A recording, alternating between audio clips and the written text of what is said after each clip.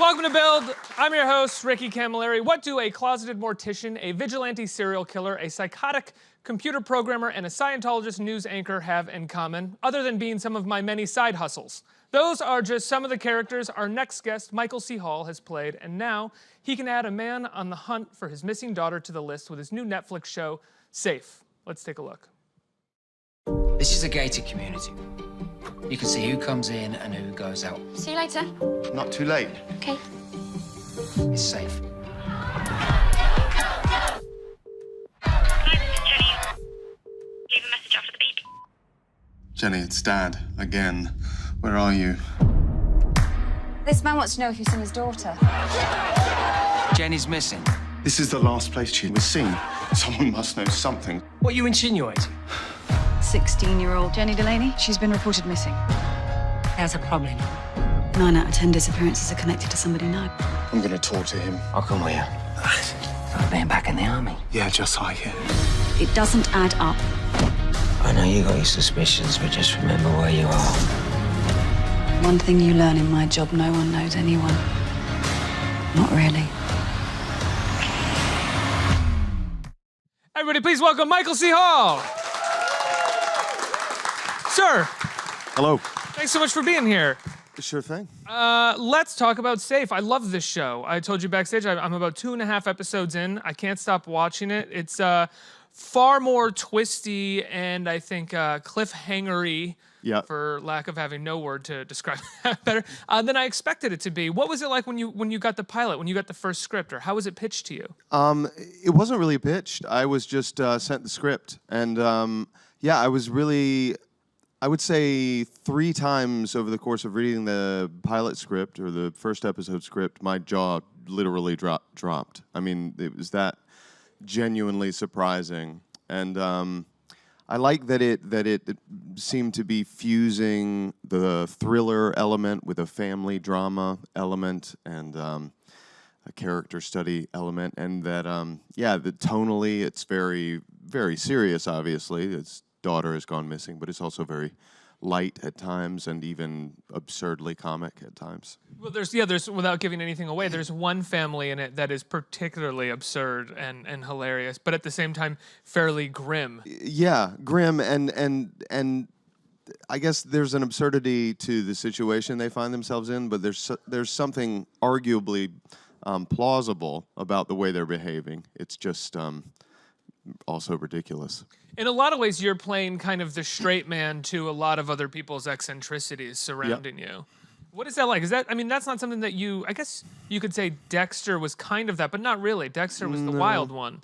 Yeah, I mean, he might have been presenting himself that way to the world, but we knew better. Is this another situation where somebody is presenting themselves to the world that way? But well, I think the world of this show is one in which we come to appreciate that everybody's keeping some sort of secret, right. You know.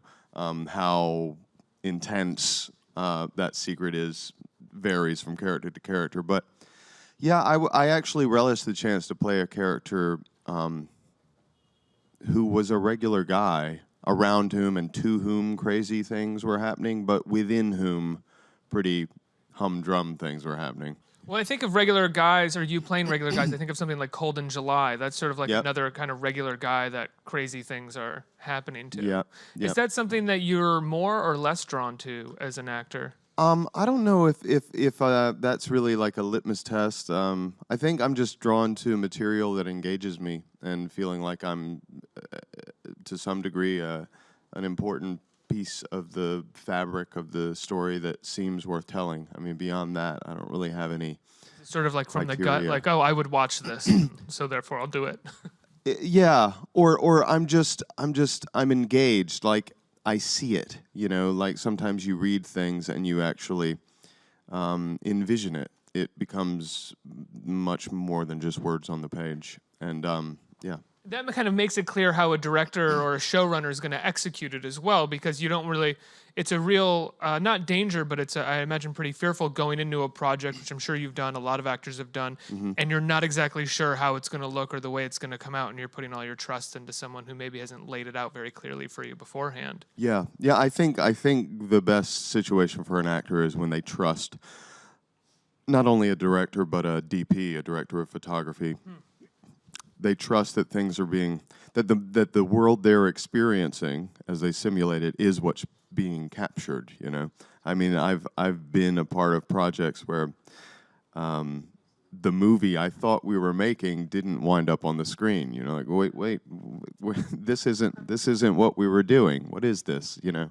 In the case of this specific show, Ian Moss, the DP, I think did an amazing job. There are lots of, maybe you even noticed in the trailer, like really tight shots. And Well, the opening shot of the whole show is like literally of your eyeball. yeah, and it's like this diopter where the thing in the foreground is really in focus and everything else is a bit of a blur, and it creates a sort of subjectivity from character to character.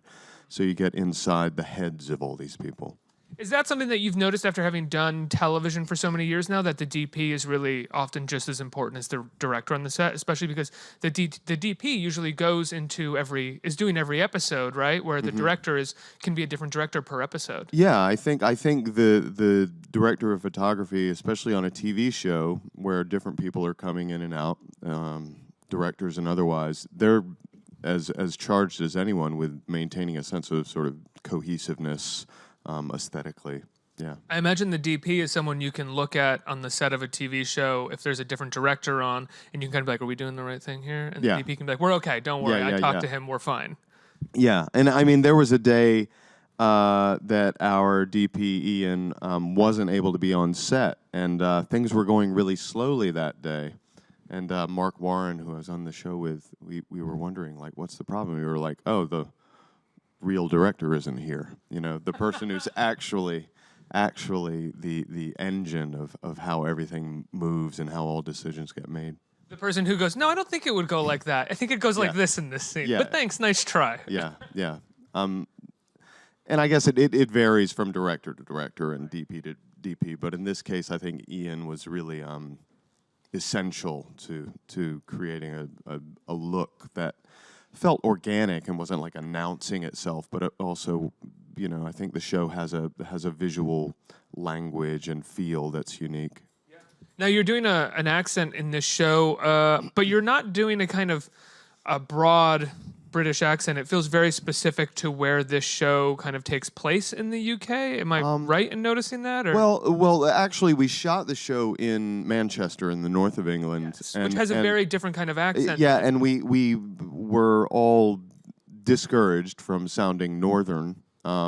Yeah, I mean, I think, you know, oftentimes when Americans are called upon to do British accents, it is something a bit more broad or a bit more comic or a bit more hoity-toity, posh, you know. Whereas this is a guy who, you know, has the British version of my accent, which is not much of an accent, you know. I mean, to an English person. People there are very much more in tune with accents and placing people based on their accents than they are here, perhaps. But yeah, I wanted him to sound like a contemporary British person, not a Monty Python character. How did you come to that agreement with the show's creator? Did you guys talk about the kind of accent that he would have, or was that just something that... Yeah, we talked pretty generally about it.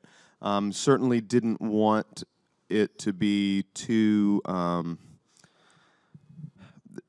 we wanted him to sound like the character he was, someone who, I mean, I imagine he's from Southern England.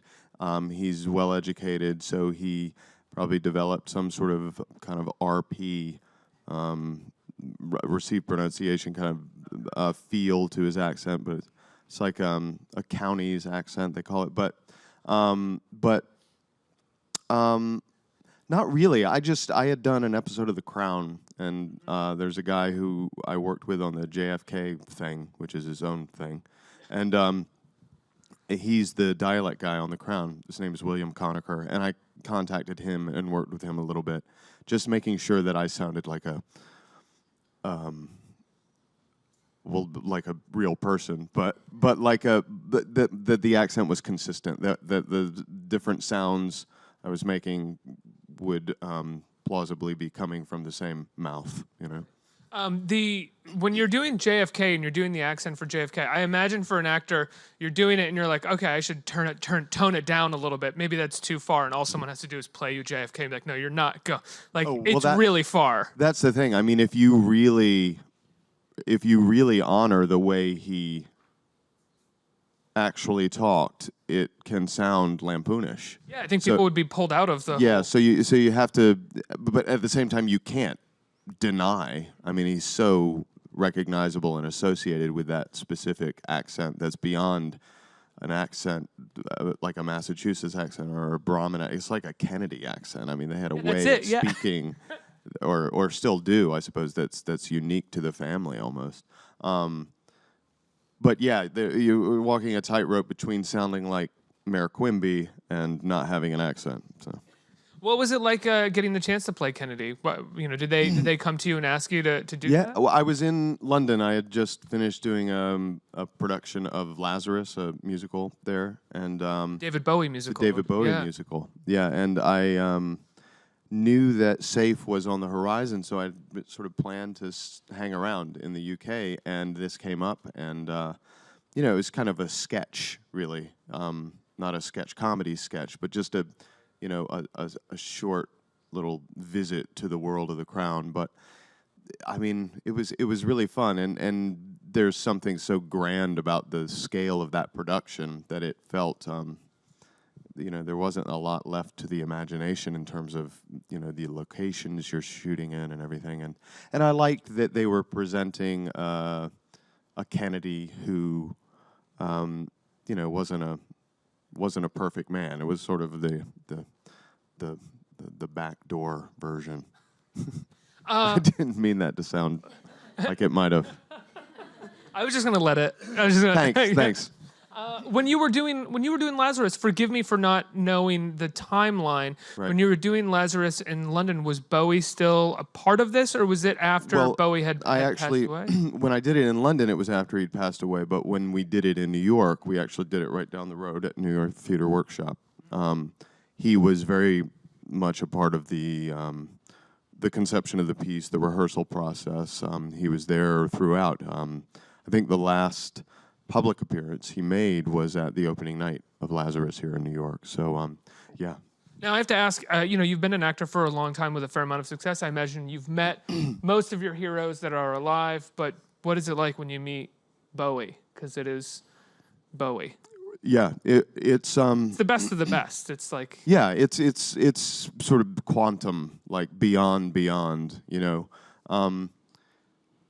Fortunately, he had an ability to diffuse his own iconic rock god status and put you at ease in his presence.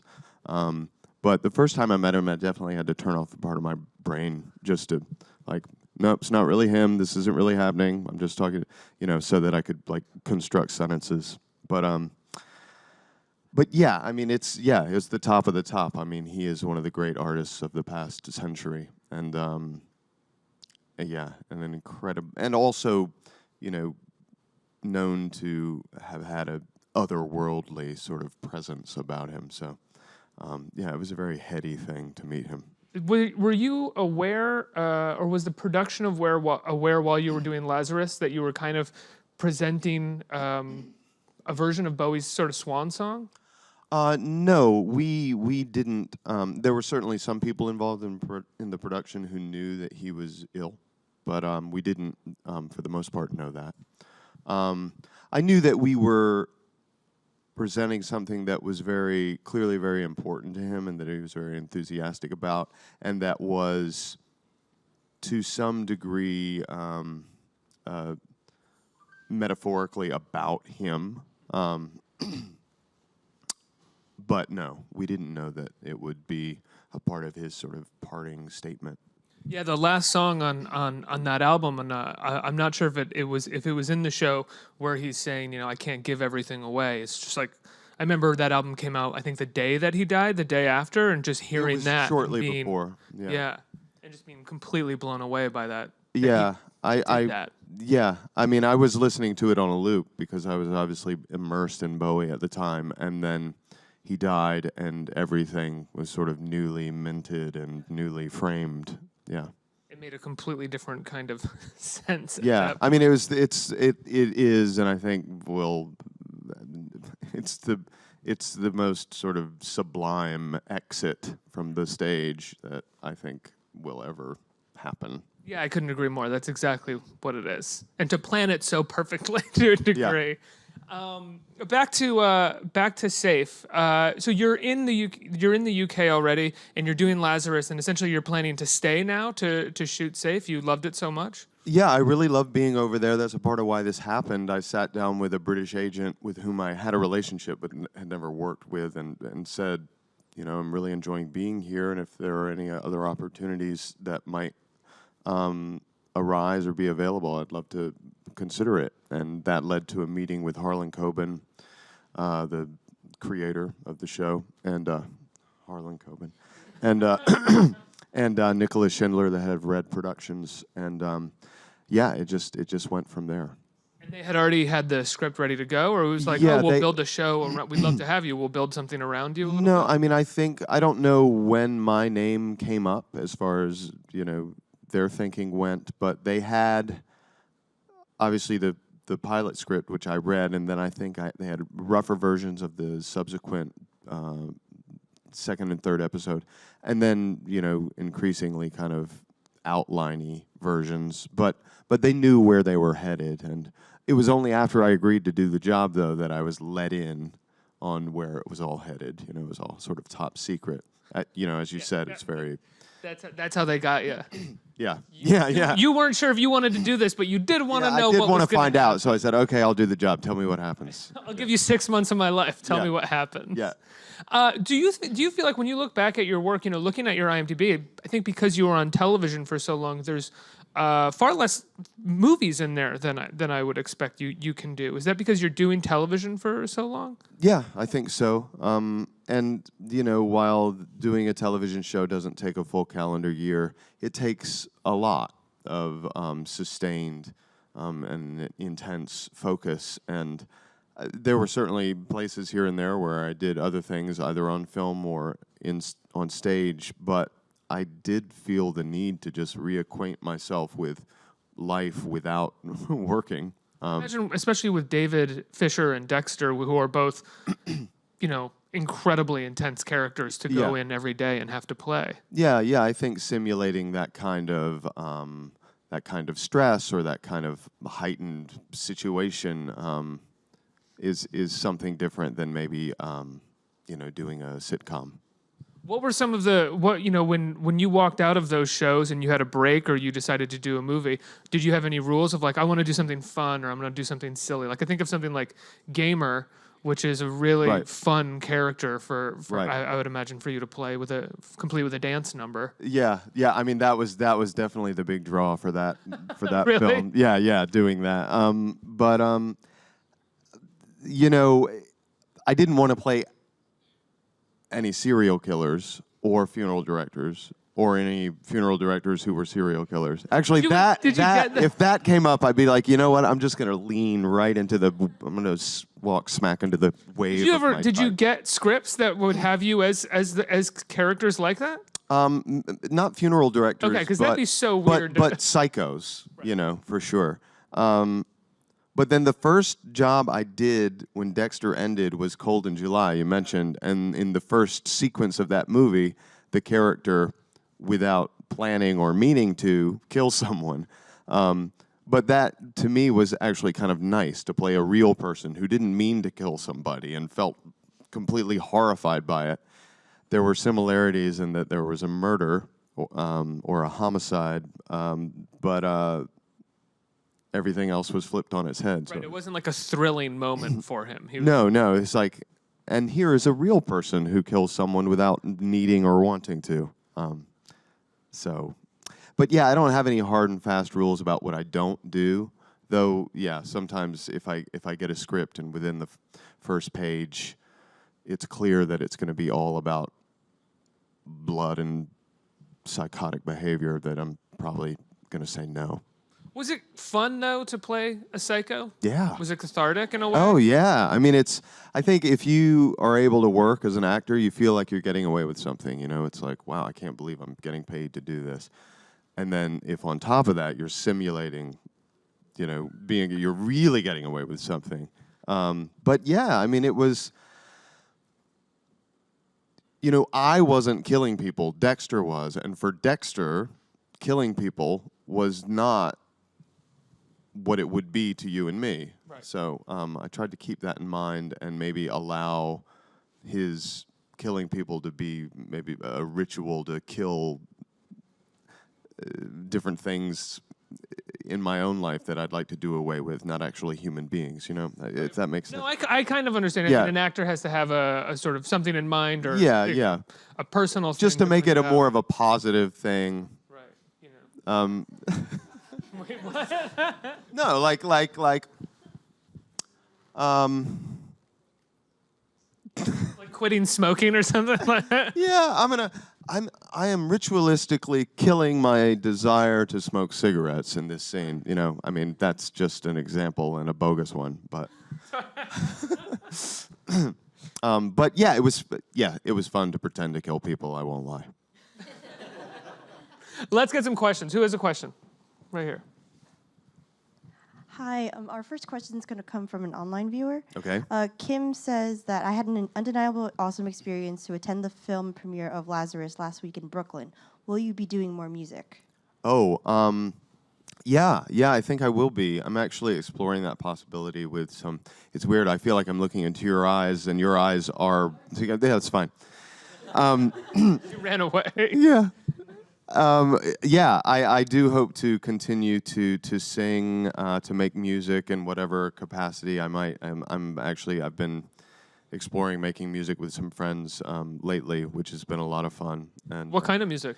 I describe it as eclectic.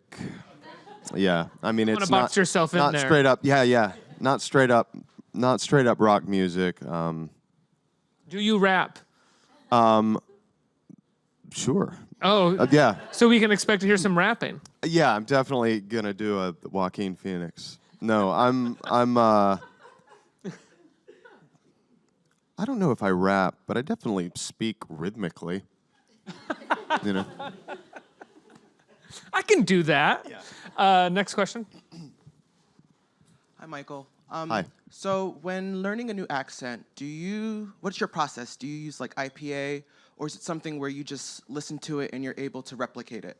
I did, get a master's degree at NYU, and we studied the Edith Skinner and learned the IPA. I wasn't thinking maybe consciously about those things, but I think having that kind of way of breaking down sounds is very helpful, and determining the key ways in which the accent is different. I think the most important thing with an accent is figuring out how to hold your mouth. So many of the sounds will be taken care of if you find the right place to place the voice and the right way to hold your mouth. You use like the cork method and everything? No, I didn't actually use a cork, but I, one thing that was lucky is that I was living in London, and I had the job. I knew about the job for quite some time before I actually did it, so I was able to just open up my ears all the more. Not that, there are so many different accents there, but it did, and it gave me the chance to maybe, go into stores and speak in the accent and just feel like I got away with it. Do you feel like anybody knew who you were and saw you doing the accent and were like, is he? Yeah, well, that was a part of the consideration. I sort of gauge whether or not the person seemed to recognize me, and if they didn't, I felt like I could, get away with it. One more. Hi. So Dexter was based on a series of books, and JFK is a real person. So you've, played characters that have baggage or background outside of the role. And what is the difference between playing a character that exists before the show and a character that is, original, from the script? Well, I guess if you're playing someone and people have an association with the character, then you are to some degree limited or obliged to honor. I couldn't play JFK and have him, sound like he was from Brooklyn. It wouldn't make any sense. It wasn't like wide open that way. So there's that kind of consideration that's built in, which is also the fun of it, I mean, I think essentially, you think about whatever the given circumstances of the character are and go from there. And if it's a real person, the given circumstances are maybe a little more laid out for you and don't require the same kind of imaginative leap, maybe.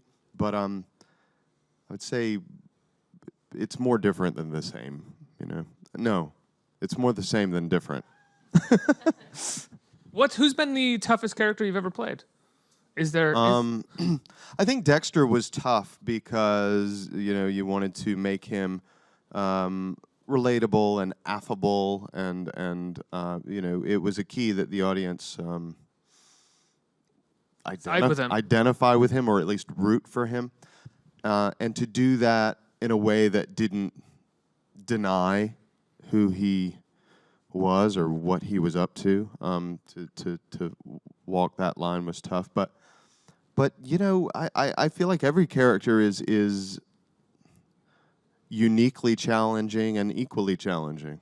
I mean, to answer whatever questions need to be answered, so that you can, in a way that feels authentic to you, believably simulate the behavior of another person. It's sort of the same across the board. It's just, I mean, Dexter was also tricky in that way, in that he claimed that he wasn't an authentic person. So as an actor, you're always, or often preoccupied with, like, does this seem authentic? Do I feel authentic? And Dexter's like, no, I don't feel authentic. It was sort of, you don't have to worry about it. And that way it was liberating. That's got to be the hardest thing for an actor, is that question of, do I seem authentic? Am I authentic? When at the end of the day, whatever you felt about you being authentic or not may not matter, because the director may say that was your best take, and you're like, no, I felt totally unauthentic, and everybody watches it and says, no, you're amazing there. Yeah, the more I work, the more I act, the more I realize that my experience